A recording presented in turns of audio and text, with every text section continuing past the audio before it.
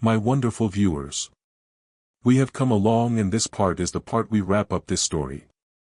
Grab your popcorn and cola. And more importantly, comment where in the part of America, South Africa, Congo, or any part of the world you are watching. Now let's swim. The ruins still breathed. Smoke curled from the ribs of the church like the last sigh of a dying animal, carrying the copper taste of burnt prayers. Ash clung to Mary like second skin. When she coughed, it sounded like gravel in a tin. Around her, the villagers rose from their trances as if pulled from deep water, eyes blinking, faces new and raw, mouths learning their own names again. Some stared at her with the shock of birth, others with the tight-lipped fury of grief. A woman pressed a charred rosary to her chest and spat, which, as if the word might stitch her world back together. A boy, no older than 10, whispered, "She saved Mama," and the syllables fluttered like a bruised bird. The night itself felt broken, a cracked bowl struggling to hold its darkness. At the edge of the clearing, the Covenant Herald stood untouched by flame, blind eyes pale as old moons, staff planted like a thorn in the earth. Elijah lay in the dust, breath hitching, blood at the corner of his mouth like a ruined sermon.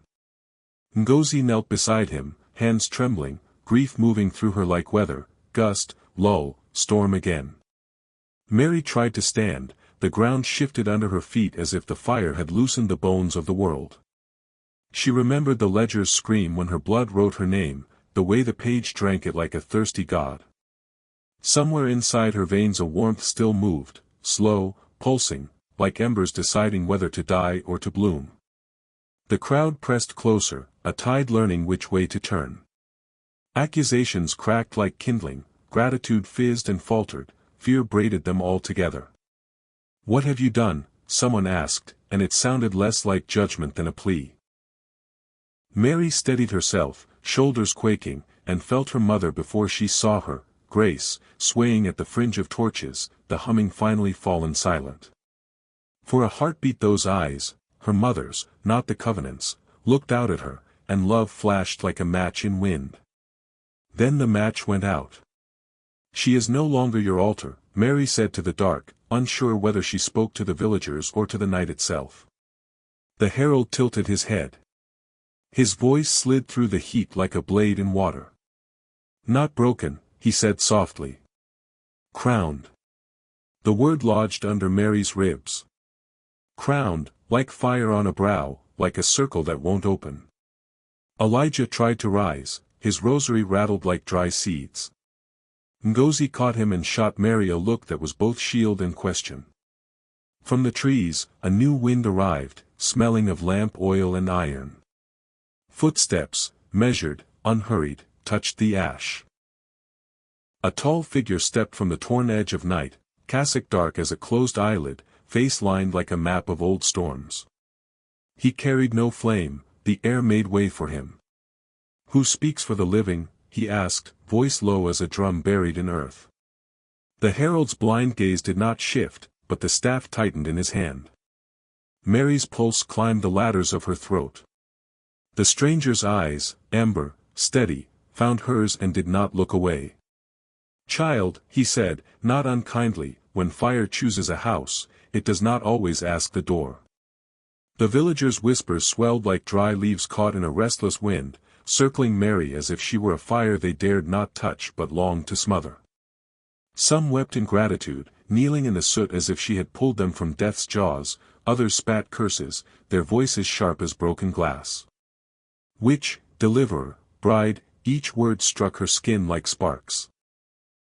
Mary stood trembling, her burgundy scarf slipping from her head, as the Covenant Herald stepped forward.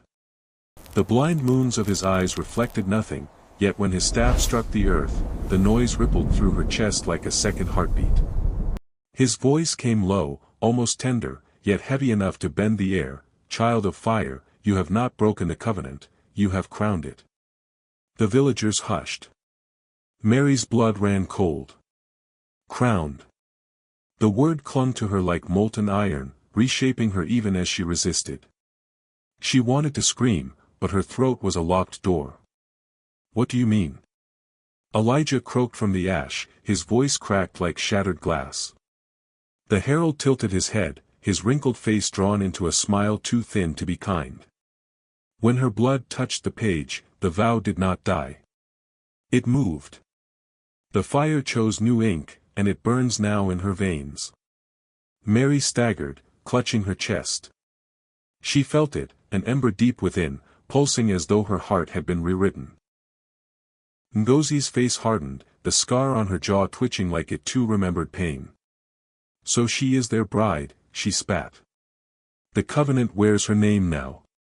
The villagers shifted, some dropping to their knees in reverence, others backing away in terror. Mary's mother swayed silently among them, lips moving but no sound escaping, her song stolen by the fire.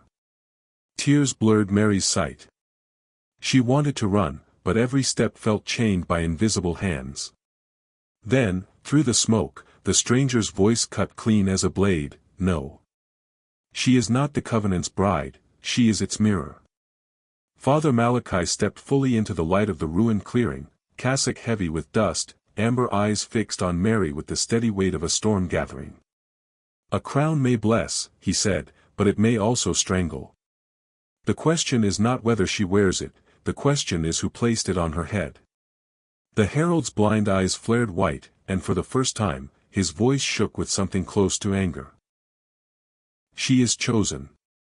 Before dawn, the covenant will claim her fully. Resist, and the fire will claim all." The villagers moaned, torn between kneeling and fleeing. Mary's breath came fast, her hands clutching at her chest where the ember pulsed hotter now, as if answering to both men's words. She looked from the herald's pale gaze to Malachai's burning amber eyes, and fear turned to a question that scorched her: was she savior or snare? The staff struck again, the ground groaning in reply. "The vow waits," the herald declared. "And blood shall write it." The night split like cloth torn down the middle. On one side stood the herald, blind eyes glowing like milk-white moons, staff rooted in the ash. On the other, Father Malachai, cassock heavy with dust, amber gaze steady as a lantern refusing to bow to the wind. Between them, Mary felt herself pulled like a rope in a storm, each man tugging her toward a destiny she had never chosen. "Elijah," Malachai said, his voice low, carved from iron. "You carry the covenant's blood. Do not pretend you do not." The words cracked the silence, sharp as a whip. Elijah froze, his gaunt body stiffening as though the words had struck bone. The villagers gasped, some stumbling backward, others leaning forward with hungry ears. Mary's chest tightened. Her mother's warning whispered again in her mind, "Do not trust him." Elijah's lips twisted, half sneer, half sorrow. "I am no shepherd," he spat, his voice trembling like glass under strain. "I have fought them all my life." His journal shook in his hands, pages trembling with ink that looked too much like veins. "You speak lies, Malachai." But Malachai did not flinch. "Your blood remembers what your mouth denies." He stepped closer, the ground seeming to steady beneath his boots. "It is why the covenant has not struck you down. It is why you alone could walk their ruins without burning."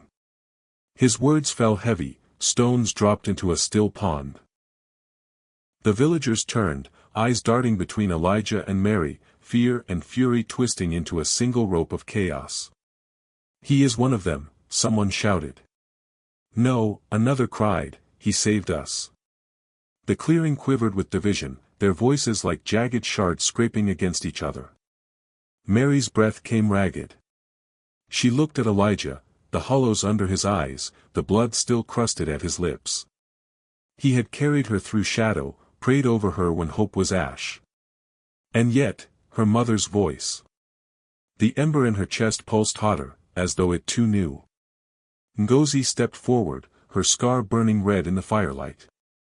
"So," she hissed, her voice thick with grief, "the shepherd's shadow sits among us. And we followed him like sheep."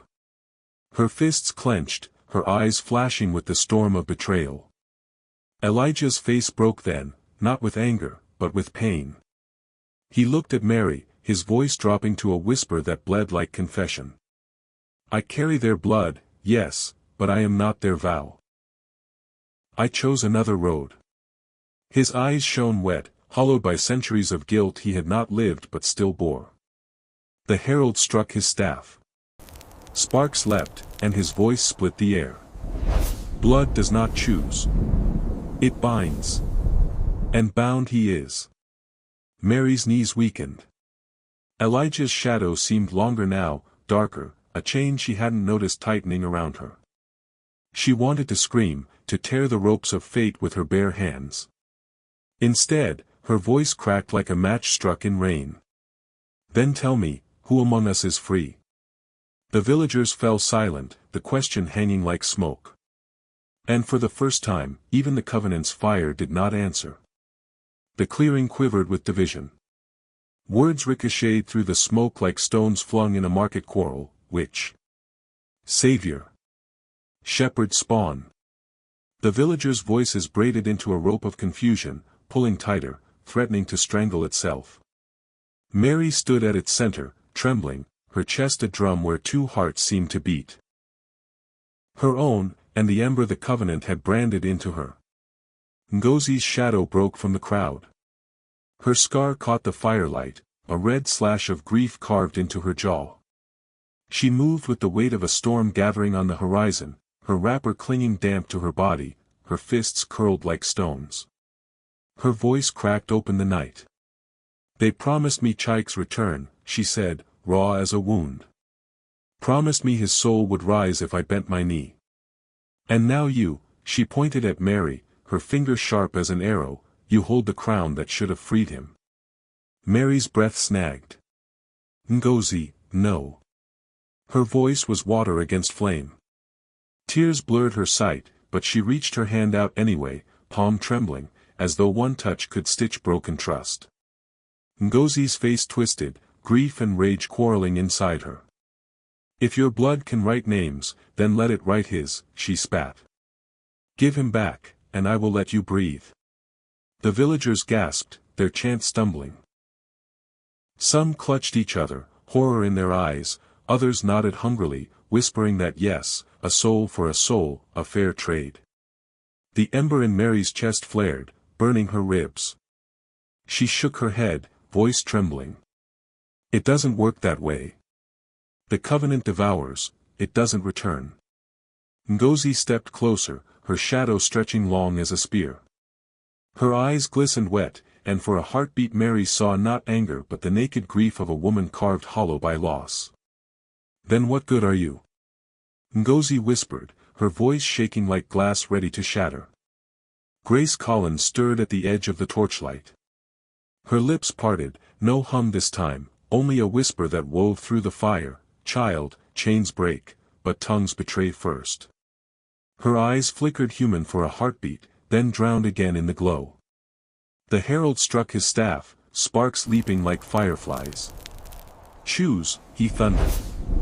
Bride or blood, vow or ash. Ngozi's lips quivered around Mary's name. The villagers leaned forward, hungry for the syllables that might damn her. Mary's knees buckled. She felt the circle close, betrayal brushing her skin like cold breath. Every face blurred but Ngozi's, scarred and wet with tears. And in that terrible moment, Mary knew that sometimes grief did not weep quietly, it sharpened into a blade, and it cut the closest hand it could reach. The church leaned against the night like a dying giant, its beams groaning, its ribs glowing faint with embers. Smoke wound through its cracked windows like the breath of a beast not yet slain. The villagers, driven by torchlight and fear, poured inside as if summoned by a hunger greater than their own. The air reeked of soot and old prayers, the floor black with ash that clung to bare feet like accusation. Mary was dragged forward, her wrists raw from the villagers' grip. Every step echoed like chains, though none touched her. The ember in her chest pulsed hotter, as if the church itself fed it. At the altar, black stone, cracked and bleeding fire, stood the Covenant herald, staff planted firm as a root. His blind eyes blazed white, and his voice was a net flung over every heart. The vow is unfinished, he thundered. The blood must bind again. From the shadows, a voice answered, low, smooth, familiar as a nightmare. And she will write. Mary froze. Pastor Daniel's figure stepped into the half-light, robe white and gold though fire had eaten him. His eyes glowed red, his smile curved as though the flames had kissed him into something new. The villagers shrieked and fell prostrate, some weeping, others laughing like madmen. Elijah staggered in, his face pale as bone, his crucifix shaking in his hand. No more, he rasped, though his voice cracked like glass. Father Malachai followed, his cassock swirling like a storm, his amber eyes fixed on Daniel with the fury of flint. You are not risen, Malachai said, his voice sharp as iron. You are what lingers when ashes refuse to die. Daniel laughed, the sound like silk torn in fire. And yet I stand. The covenant does not bow to graves. His gaze landed on Mary, soft and cruel all at once. Come, bride. The altar waits. The twins appeared then, skeletal shadows, staffs humming with crimson light. They flanked the altar, their chains slithering like serpents eager for flesh. Ngozi cried out, torn between fury and fear, her hands reaching for Mary before pulling back as if fire scorched her skin. Mary's breath tore from her throat, her legs trembling as the villagers forced her forward. The altar loomed, not stone but mouth, every crack gaping wider, heat spilling like breath from hungry lungs. She felt the ember inside her answer, beating against her ribs like a bird desperate for release. Daniel extended the ledger, its pages alive with red fire, names shifting like worms in the dirt. Write, he commanded. Finish what you began. Mary's knees buckled. The church shuddered around her, timbers cracking, smoke hissing through broken rafters. The villagers' chant rose again, a tidal wave of voices pounding against her ears, bride. Bride. Bride. Her hand hovered above the page. The ember in her chest flared. And Mary realized, the covenant was not only asking her to write. It was waiting for her to choose who else would bleed beside her. The church shivered like an old beast in its death throes, rafters splitting, dust falling like gray rain. Mary stood before the altar, its stone cracked and glowing red, a wound that wanted to eat. The ledger lay open, its pages breathing fire, names twisting and writhing as though alive. Daniel's smile lingered in the smoke, his body half shadow, half flame, his voice curling through the ruined nave. Write, bride. Let the covenant live. The villagers chanted her name, half in worship, half in rage, their voices a tide crashing against her ears. Mary's chest burned. The ember inside her beat harder, each pulse louder than her heart, as if something beneath her skin was trying to claw its way free. Her hand trembled above the page, blood dripping from her palm where the villagers had bound her wrists too tight. The page hissed with hunger. Then Father Malachai's voice cut through, deep and steady as a drum. Child, he said, the covenant is not a book. It is a door. The one who writes is the one who chooses who walks through. His amber eyes held hers, steady, fierce. If you write Daniel's name, he will rise. If you write your own, you will burn. But if you write another, his words stopped, swallowed by thunder as the roof cracked, beams splitting with a sound like bones breaking. Mary's gaze darted to Elijah, still on his knees, rosary shaking in his hands, blood on his lips. His eyes, haunted, hollow, met hers. She remembered her mother's whisper, do not trust him. She looked at Ngozi, whose face was a storm, grief still begging for her husband's return. And then her mother, Grace, stood in the crowd, lips moving silently, her eyes flickering human for the last time. Mary's tears scalded her cheeks. Who among us is free? The question screamed inside her. The ember in her chest flared white-hot, and suddenly she understood, the covenant fed not on power, but on choice. It was a parasite wearing the shape of vows. Her finger touched the page. She did not write Daniel. She did not write herself. She pressed her blood into the parchment and dragged 3 trembling letters, Grace. The ledger screamed, louder than fire, louder than thunder. Her mother gasped, her body convulsing as the glow in her eyes shattered. The villagers fell to their knees, covering their ears as the church shook, stones cracking, beams raining splinters. Daniel roared, his form unraveling into smoke and flame. No. She was mine.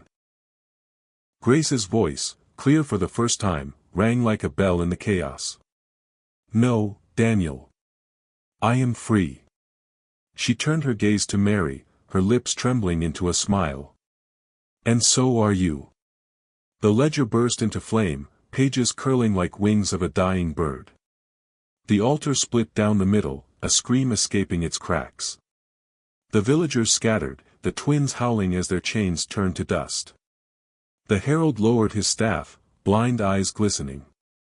The vow is ended, he whispered, almost reverent. But the scar remains. When the fire died, Mary stood alone in the rubble, the ember gone from her chest, her palms bloodied but empty. Grace was gone. Daniel was ash. And the silence that followed was not peace, it was the silence of a world waiting to see what would rise from the ruins. Dear viewers, what lesson did you grab from this wonderful story? Thanks for watching. Support me by subscribing and liking this page for more thrilling stories.